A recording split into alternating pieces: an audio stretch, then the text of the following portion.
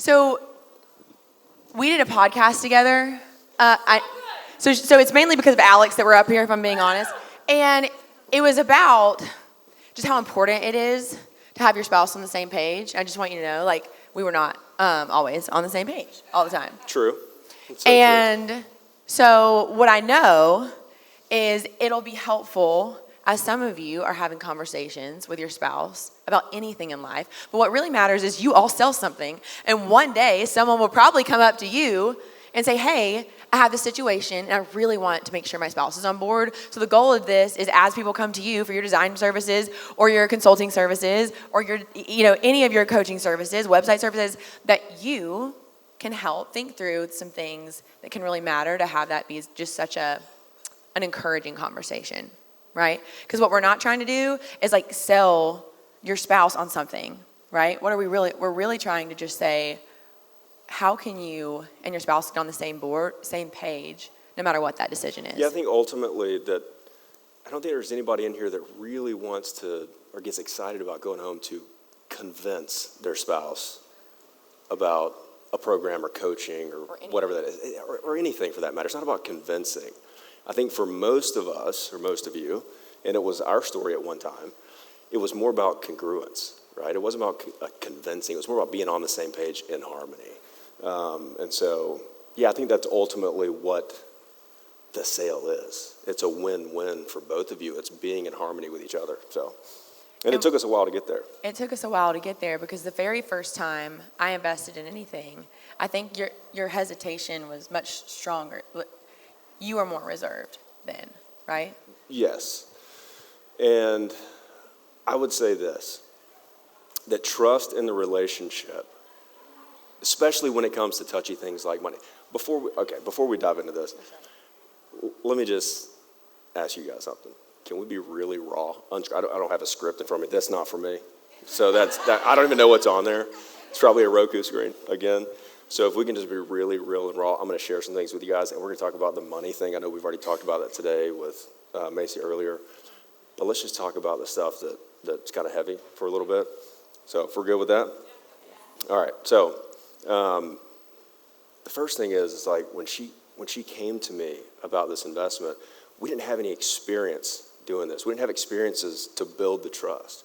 And so what I can share with you is that the trust that you crave, the congruence and harmony that you crave with big decisions, it doesn't just happen with one conversation. It happens through experience. So the first one, I hate to say this, but the first one's going to be a leap of faith. That's just what it is. It's a leap of faith to do the first big decision together. And through experience, you begin to build the trust. The next one becomes easier. The next one becomes easier. Make sense? So, well, one of the questions, and I'm sorry I didn't tell you this before. Awesome. Actually, none of this before, which is cool. I was like, hey, babe, did you drop off Parker yet? Hey, quick question. Like, I got 17 DMs about this question that matters. And what would you say to someone who they did invest in something in their business at any time, or someone's coming to them and wanting to work with them, and there's that spouse objection, and they're saying to them, hey, I already tried this before, and it didn't go well. Yeah. Like what, as a man, like how, you just want to protect, like where you're coming from. First of all, it's a valid question, right? And I think meeting your spouse where they are and understanding, maybe even being curious about what's going on inside of their brain, right? So meeting them where they are and say, you know what, that's a valid question because I did try that other thing and it didn't work out.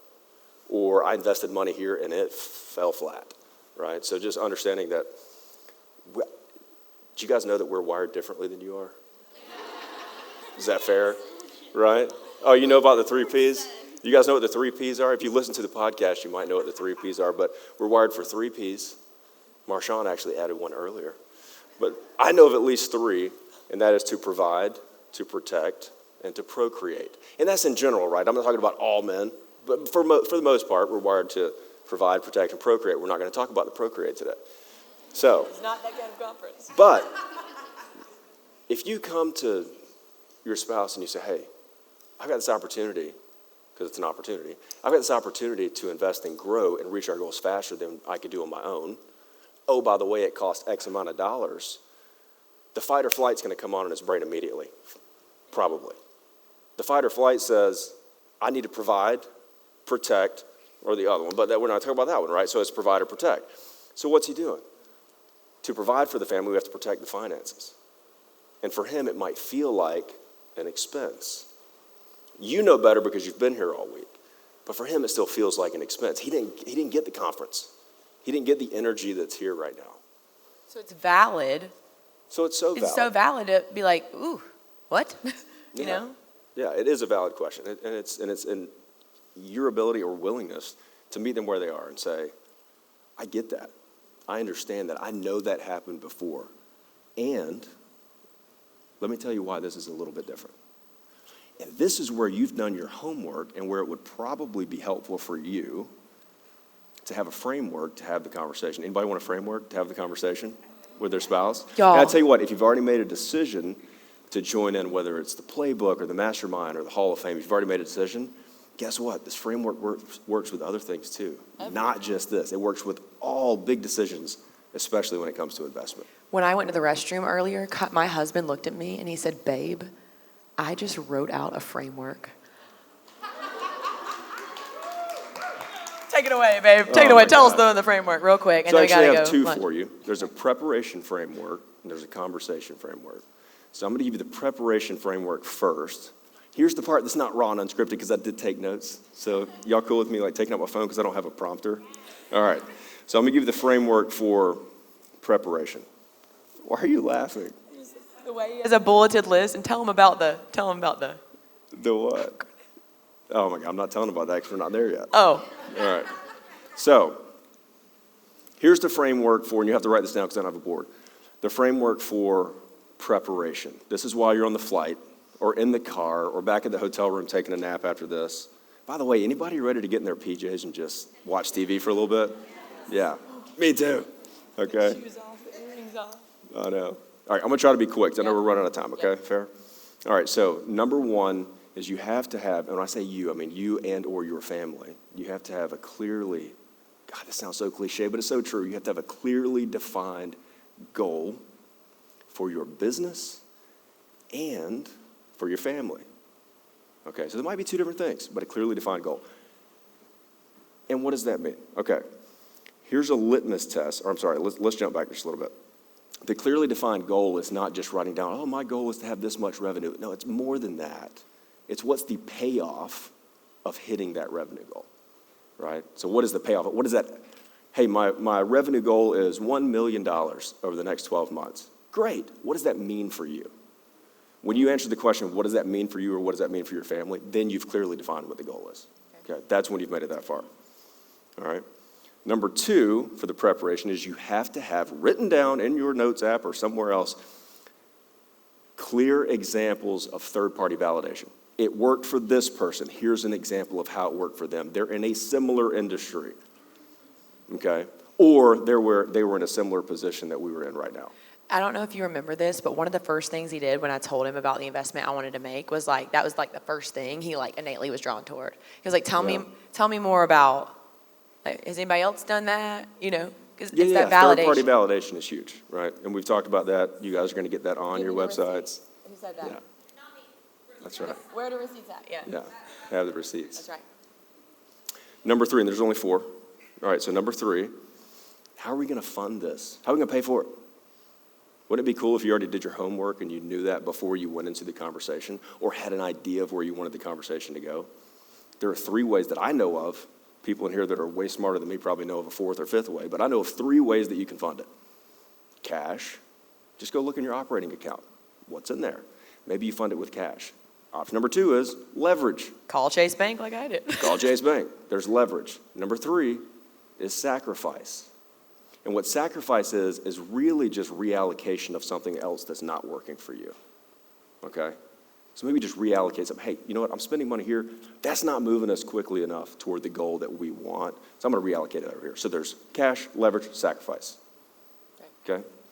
Last one for the framework, preparation framework. The last one is, am I willing to put in the work? And you have to be honest with yourself. This is the looking in the mirror, having the conversation with you.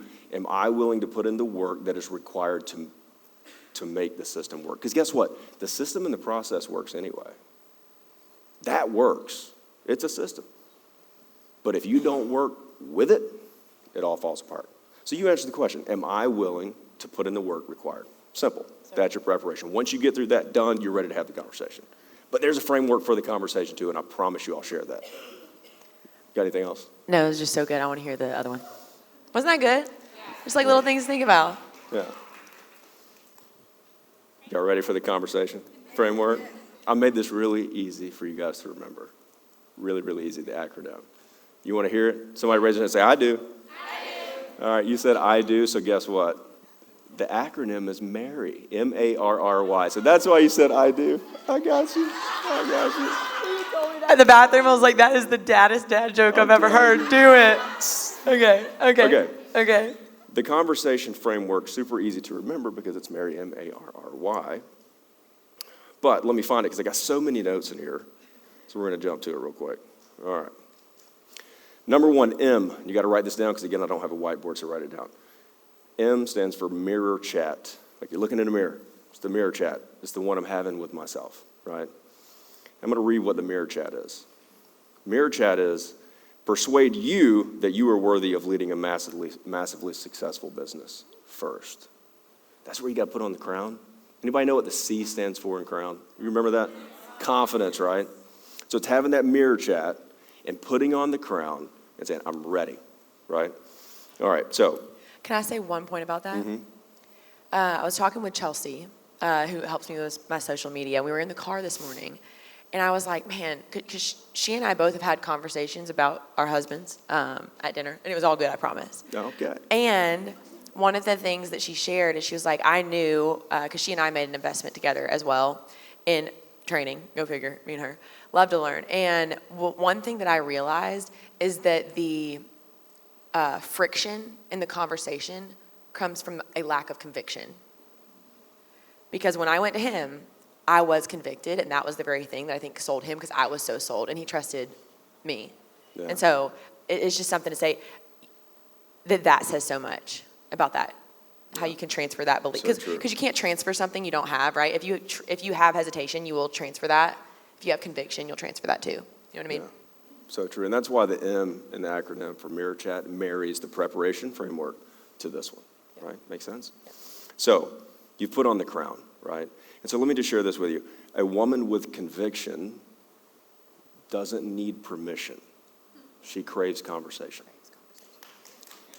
You got it? I am paying him with some sugar later. P for procreate. No, I'm just kidding. I'm good.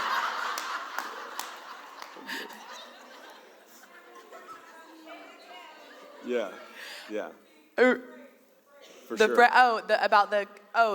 A woman. Yeah. A woman with conviction doesn't need permission, but she craves conversation. And so that really speaks, the heart of that is actually that what you want is congruence, not to convince. That's what that speaks to. Make sense? All right. So I'll keep moving along for the second time. All right.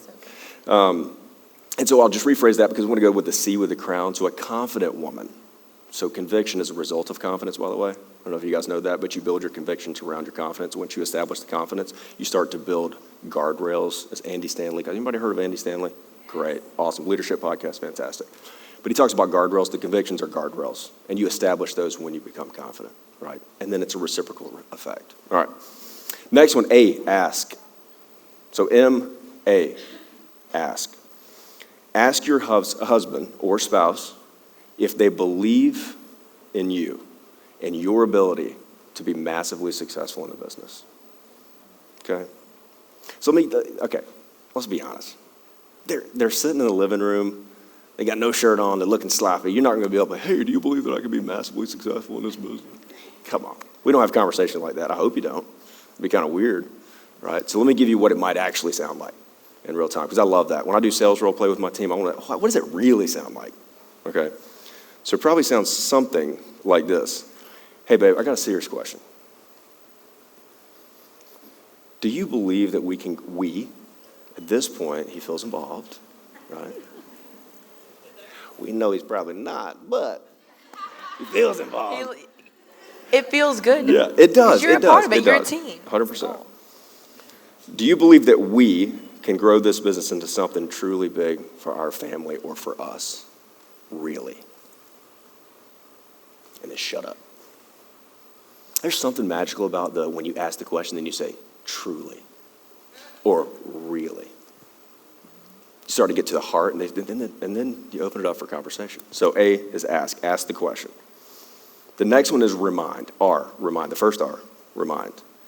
Bring back to the surface what the payoff is of a massively successful business. Okay?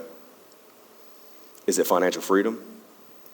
Maybe it's the gift of time back in your life with your children or with friends or with each other.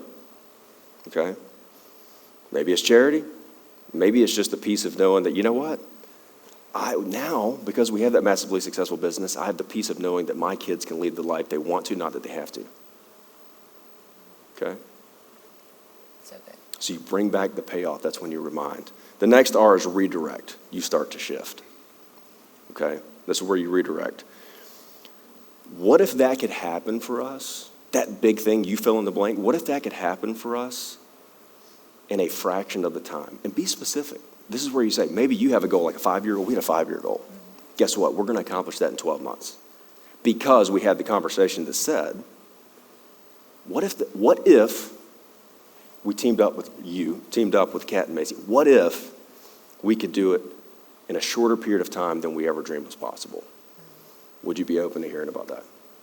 So good. Right? Yeah. As you move into this, right? I stole this. God, I hope I wrote it down. If not, I'm going to make Marshawn stand up and say it. I swear. She's over there. I know. I already spotted her. She's an anchor for me. Okay? She's going to love it. You know what? Let's do that. I think that'll be fun.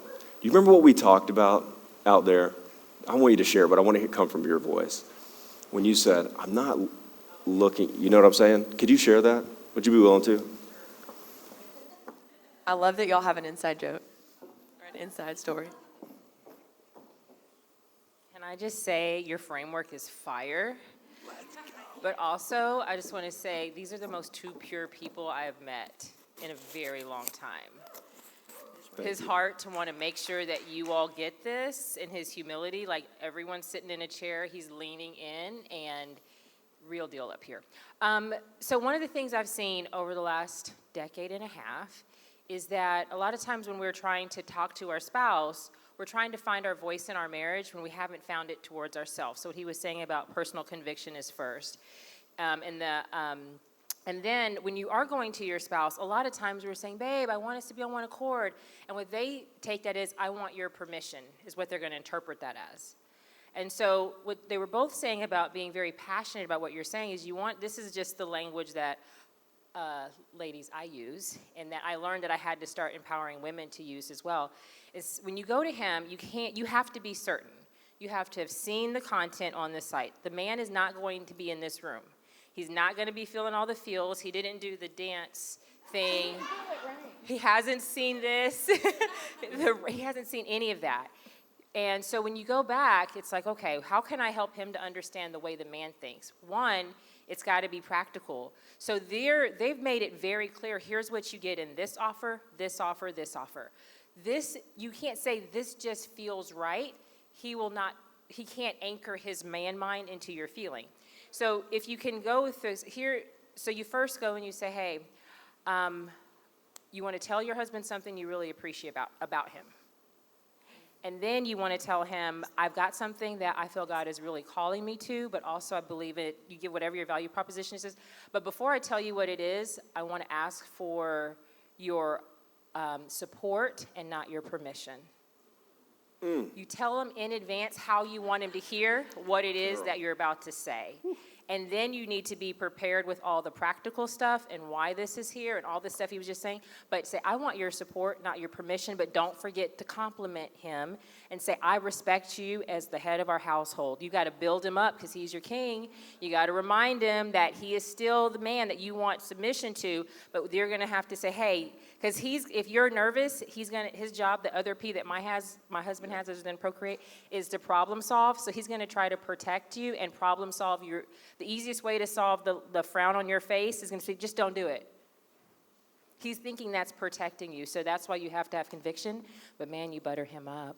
Oh, thank you. Yes. Like a biscuit. All right. So good. Is that it? Okay. Here we go. Yeah. Yeah, that's right. She Oh, just yeah. refined I love over that. time so your method can climb. That's right. All right. That's so awesome. All right, here we go. So we hit redirect. We're on the last one. Okay, so we got for sake of time. Yeah, that's great. All right, so the why for Mary. It actually is not a word that starts with why. It's the word why. Easy to remember though. Okay. This is where your husbands, when they're sitting in the shower and they're doing all the things, they're going to look at you and be like, "Here's some examples. Why do you need a coach? Why do you need a playbook? Aren't there YouTube videos on that? Why do you need to go do that? We don't have any money. Why would you want to?" That's the why. It's the word why, okay? And guess what they're doing? They're inviting you into conversation when they ask that. And there's only one wrong answer. I'm going to share that right now, and then I'm done. The only one wrong answer is a defensive one. But you have a prepared answer. Because the prepared answer says, that's a really valid question. I actually thought about that when I was on the plane ride back.